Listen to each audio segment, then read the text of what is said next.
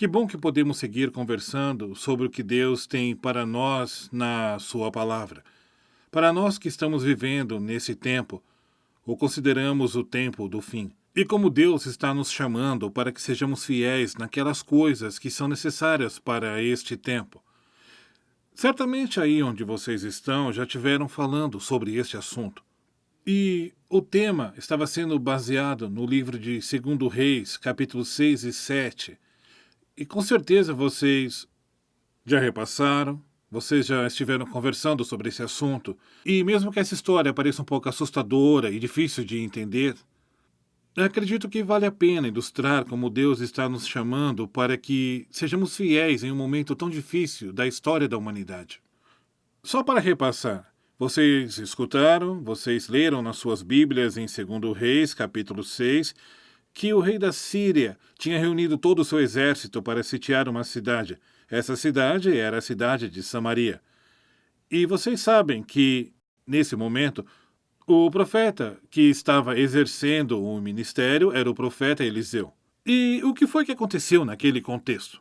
Por causa desse cerco que eles fizeram à cidade de Samaria, o exército sírio não deixava ninguém entrar ou sair. Isso significava que o povo que estava vivendo dentro da cidade estava passando fome, muita fome. Sabem, é assustador só o fato de ler esta parte do texto bíblico com alguns detalhes que apresenta. Agora, quando Deus fala alguma coisa na sua palavra, é porque Ele está interessado em que nós tiremos alguns ensinamentos.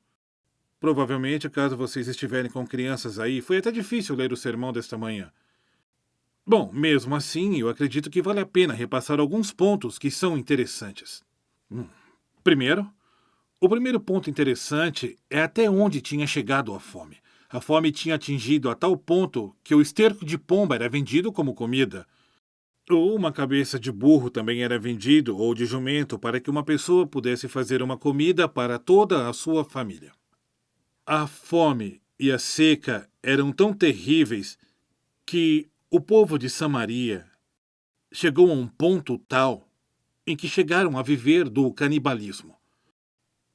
Vocês conhecem a história e provavelmente têm visto ela aqui. Enquanto o rei estava passeando, duas mulheres se aproximaram dele. Uma das mulheres diz: "Ó rei, meu senhor, me ajude."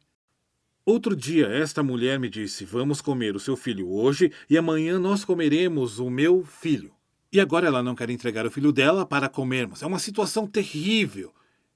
É uma situação completamente aterrorizante, assustadora. Porém, essa era a situação naquela que estava vivendo o povo de Samaria. O texto bíblico diz que o rei rasgou suas vestes. E quando rasga suas vestes, ele manda chamar o profeta Eliseu, dizendo que ele era o culpado de tudo aquilo. Quando os mensageiros vão até onde estava o profeta Eliseu, o profeta profetiza algo bem interessante e diz para eles: "Amanhã vocês terão tanta comida em abundância, que a comida que vocês estão vendendo hoje, a farinha e tudo aquilo que hoje vocês não têm e não podem vender, não vai ter valor algum." Foi desta maneira que o profeta profetizou o que Deus ia fazer no dia seguinte com Samaria. Alguns creram e outros não. Agora o que me chama a atenção é que no capítulo 7 aparecem umas personagens desconhecidas. Quem eram essas personagens desconhecidas? Eram leprosos, e eles estavam na porta da cidade, e também estavam passando fome como aqueles que estavam dentro da cidade. Os leprosos eram os intocáveis da sociedade. Eles eram os excluídos da sociedade. Os leprosos, segundo o texto bíblico no versículo 1, 2 e 3, nesse momento estavam esperando a morte. No final do versículo 3 diz: "Por que estamos aqui esperando a morte?"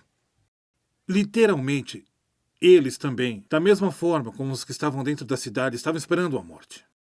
Só que eles tomaram uma decisão, e a decisão foi a seguinte: eles disseram: "Vamos sair dessa situação e vamos procurar comida ao acampamento dos sírios. Se eles nos matam, vamos morrer, mas se ficamos aqui, vamos morrer também. E se entrarmos na cidade, vamos morrer de fome. De qualquer forma, vamos morrer. Então vamos para o acampamento dos sírios."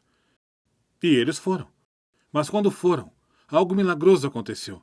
Os sírios tinham deixado seu acampamento e tinham ido embora. E tinham deixado tudo: tendas, comida, roupas e joias. Os leprosos, contentes de tanta felicidade, começaram a comer. Começaram a guardar roupas, começaram a guardar comida, começaram a guardar joias. Só que em um dado momento, no versículo 9, eles dizem: nós não estamos agindo bem. Temos boas notícias e não devíamos ficar calados. Hoje é dia de grandes notícias e estamos ficando calados. Eles já tinham comido e tinham tudo o que queriam, e mesmo assim dizem: não podemos ficar calados, temos boas notícias, portanto temos que sair deste lugar e compartilhar as notícias. Eles foram, comunicaram as notícias ao rei, comunicaram a notícia a todas as pessoas saíram da cidade e foram buscar a comida que tanto ansiavam. Repito, essa história parece um pouco aterradora, mas se parece na Bíblia porque ela tem algum ensinamento para nós. Sabem, de certa forma, segundo o que diz no Novo Testamento, o apóstolo Paulo em 1 de Coríntios e também nos Gálatas, nós estamos vivendo no fim da história da humanidade e cada vez está ficando muito pior. Sabem, há uma fome espiritual. Tanta fome espiritual que este mundo está em declínio, está caminhando para a sua própria destruição.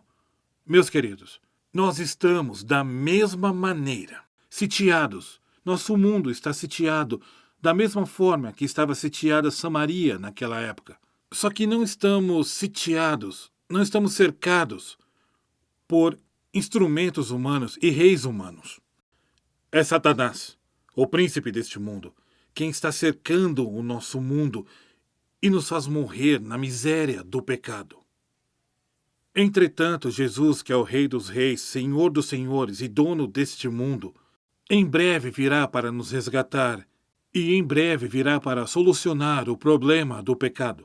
Porque ele já veio e disse: eu sou o pão que dá a vida, eu sou o pão que sacia a fome das pessoas. Eu sou essa água viva que dá vida àquele que tem sede.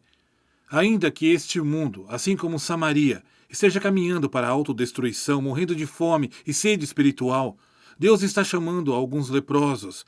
E quem são esses leprosos? Esses leprosos somos eu e você que tivemos o privilégio de conhecer a Jesus e aceitá-lo como Salvador pessoal através da sua palavra. Eu e você, de certa forma, pecadores como somos, Deus nos deu o privilégio de encontrar a comida espiritual que sacia toda a fome. Deus nos deu o privilégio de receber a Jesus como nosso Salvador pessoal.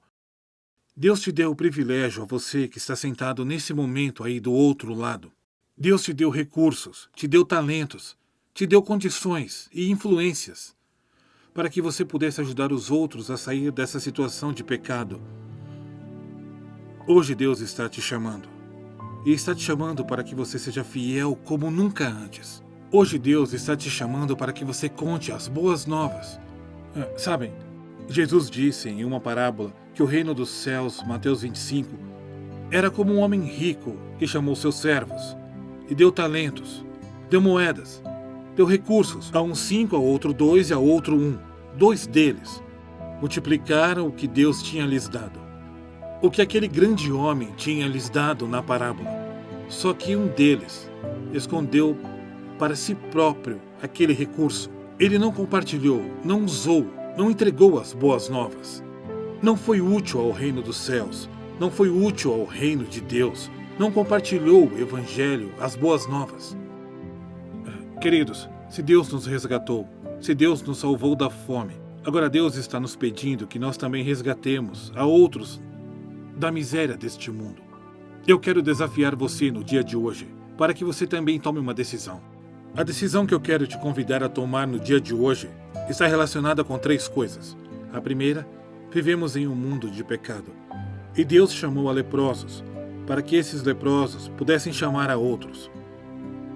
Você é um leproso. Somos leprosos, espiritualmente falando. E Deus está nos chamando para que comuniquemos as boas novas. E em terceiro lugar, Deus te deu o privilégio de ter um pouco mais do que os outros.